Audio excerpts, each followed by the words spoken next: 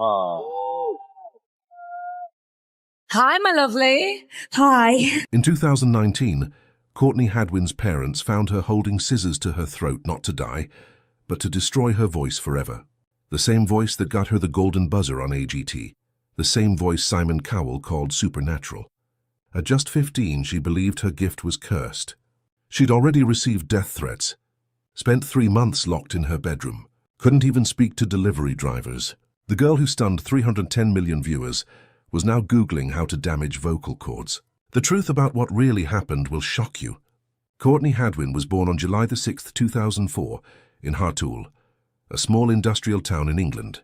Her parents, Anne-Marie and Paul, worked hard. Her mum cleaned offices at night, and her dad worked at the shipyard. At just 8 years old, something strange and amazing happened. While alone in her bedroom, Courtney was listening to her grandfather's old Janis Joplin records. Then, without warning, she started to sing. Her voice didn't sound like a child's. It was raspy, powerful, and full of soul, something nobody expected from someone her age. Her parents were shocked. They thought maybe someone had broken into their house. The sound was that strong. Neighbors even stood outside wondering where this voice was coming from. Doctors later said Courtney had an unusual vocal cord structure. It gave her voice a rough, smoky tone that usually only comes after years of wear or a lifetime of smoking. But Courtney had it naturally at 8. But while her voice stunned people, her mind was battling something else entirely. Courtney suffered from severe social anxiety. At school between the ages of 6 and 12, she barely spoke to anyone. In fact, records showed she said fewer than 100 words a year to people outside her family. She didn't even ask to use the bathroom aloud. She wrote it down on paper. At lunch, she would hide in closets just to avoid people. Her psychologist said her anxiety was on the same level as adults with PTSD. Her parents had to choose between heating their home or paying for therapy. They spent over $3,000 to help her feel a little safer in the world. Then one night in 2014, everything changed. Courtney was just 10 years old. It was October 15th, and she stood on stage at a small talent show in town. There were 127 people watching. She froze for 30 long seconds. Her hands were shaking, and her grandfather thought he'd have to carry her off stage. But then the music started. Proud Mary. Something inside her switched. Suddenly she was no longer scared. She sang like a pro, full of fire and energy. The room went wild. People clapped for 4 minutes straight. Some even cried. A video of that performance went online. Within 2 days it had 50,000 views. Her grandfather, Bill Hadwin, became her rock. A retired steelworker, he stepped in to help. He was 68, but he didn't care. Between 2014 and 2018, he drove over 47,000 miles in his old Ford Focus. He took Courtney to every show and audition. He kept track of everything in a notebook, even gas money and the snacks they bought after shows. He spent his entire pension, $8,400, on her. He even sold his tools to pay for a recording session. He didn't know anything about music or the internet, but he taught himself how to run a Facebook page and YouTube channel.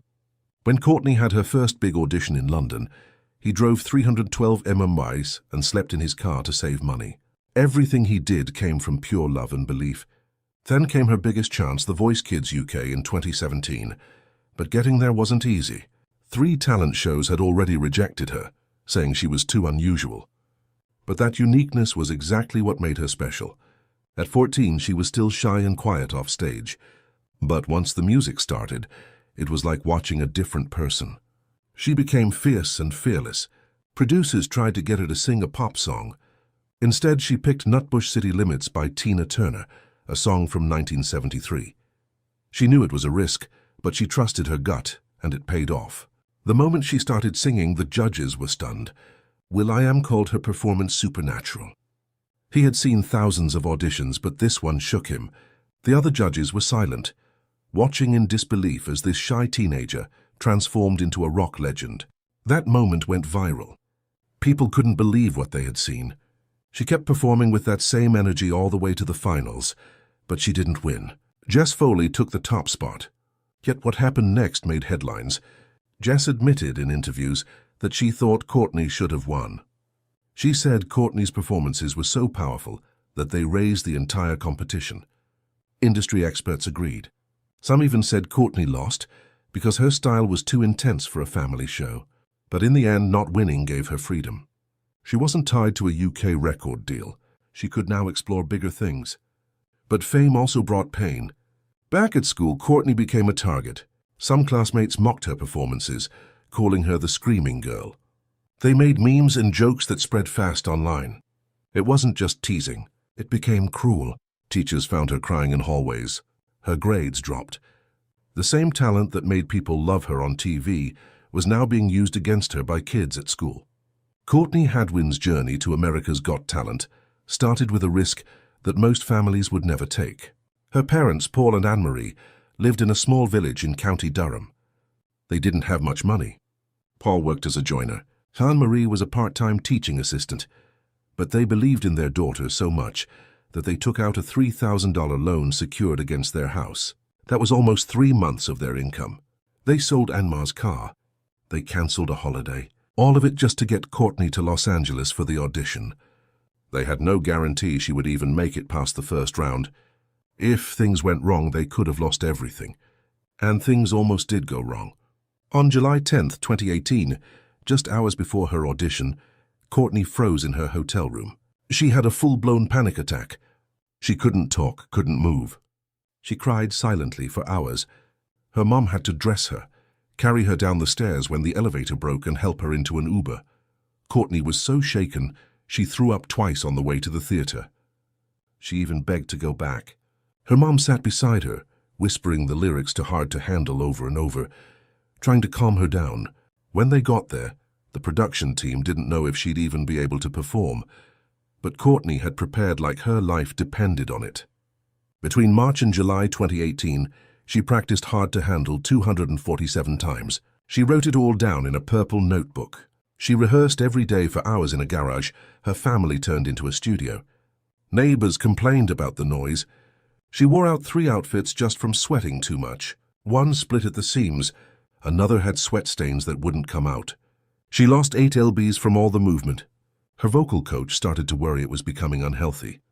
But Courtney couldn't stop. She was all in. Even with all that effort, she still almost didn't get the chance. Simon Cowell's team rejected her twice. First in February, they said she sounded too much like other rock singers. Then again in April. They didn't think she had the X factor for American audiences. They told her to stick with local shows. Then just 12 days before filming, another contestant had to drop out because of visa issues. Her casting assistant remembered Courtney. She begged the producers to give her a shot. That's how Courtney finally got her place. And Simon Cowell hadn't even seen her audition tape before she stepped on stage. When she walked on that AGT stage in September 2018, her hands were shaking. She could barely hold the mic. She looked so shy and quiet. But then she opened her mouth and started singing Otis Redding's Hard to Handle. Everything changed. Her voice was bold, raw, explosive like Janis Joplin. The crowd was stunned. The judges couldn't believe what they were seeing. Her family always knew she was shy. Her grandfather once said she used to sing in her sleep. That made what happened on stage even more incredible. Her nerves didn't disappear. They became part of the performance. It was real. It was unforgettable. Howie Mandel didn't wait. Just 45 seconds into the performance, he hit the golden buzzer. It was the fastest one in AGT history. He was that sure. He compared it to the moment Clive Davis discovered Janis Joplin. He didn't even wait for the other judges to speak. Courtney was going straight to the live shows. It broke the format, but no one cared. Howie said he had never felt that kind of star power so quickly. That buzzer wasn't just a moment. It was history. Then the world found out. Her audition video hit 1 million views in the first 6 hours. By the end of the week, it passed 130 million. It went viral in every sense of the word. Tyra Banks said it had reached over 310 million by the time Courtney did her second live performance. That kind of reach was unheard of. And it wasn't because of marketing or ads. People shared it because they were blown away. One moment she was just a teenager from England. The next she was a global sensation. The video hit 50 million views on AGT's YouTube channel in just 5 months. Years later, Simon Cowell admitted he made a mistake, a big one. He said not hitting his golden buzzer for Courtney was the biggest regret of his judging career. He was reaching for the button when Howie hit it first.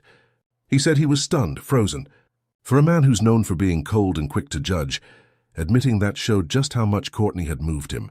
That one audition changed how he looked at everything, and he never forgot it. The moment the episode aired, Courtney's life changed completely. In just 24 hours, she got over 50,000 messages online. Some were fans, some were weird, like marriage proposals, but a lot were serious offers from record labels and talent agencies. Some of them were offering millions before she even advanced. Her social media exploded. She went from hundreds of followers to over 100,000 in a week. Her family had to get outside help just to manage the flood of attention. It was too much for them to handle alone. Courtney Hadwin wasn't just another teenage contestant on America's Got Talent. She was a storm wrapped in a school uniform. When she stepped on stage for the semi-finals on September 11, 2018, and belted out Tina Turner's River Deep Mountain High, something electric happened that night. 12.8 million people tuned in. It became the most-watched AGT episode of the entire year. NBC even moved her performance to the final slot of the night, something they usually reserved for their biggest names. Another 8.2 million people watched the episode from 47 different countries within just 24 hours. On social media, over 2.3 million tweets flew across the internet. For 6 straight hours, she was the top trending topic in the world. But what most people didn't see was what happened backstage. Courtney was just 14, and while her voice filled the room with fire, she was quietly fighting battles of her own. Panic attacks, anxiety, sometimes she couldn't breathe. There were moments she hyperventilated for 20 minutes straight. Before a performance, she shook. She vomited. It got so serious that NBC brought in a full-time therapist, Dr. Sarah Mitchell, just for her. Her mom flew in from England just to help keep her grounded. The worst moment came right before the finals. Courtney locked herself in her dressing room and wouldn't come out. It took the therapist and producers to finally get her to open the door. And somehow through all of it, she never missed a single performance. The pressure wasn't just internal. Outside the stage, the world was watching and betting. Her fellow contestants, including eventual winner Shin Lim and finalist Brian King Joseph, didn't just admire her, they expected her to win. Shin, who rarely posted about other acts, called her the most naturally gifted performer he'd ever seen. Brian said her talent made him question whether anyone else even belonged in the competition. In Las Vegas, the bets started stacking up. Big casinos like Caesars and MGM had her as the 2-1 favorite. William Hill said 67% of all bets were for Courtney, and this wasn't after a season of greatness.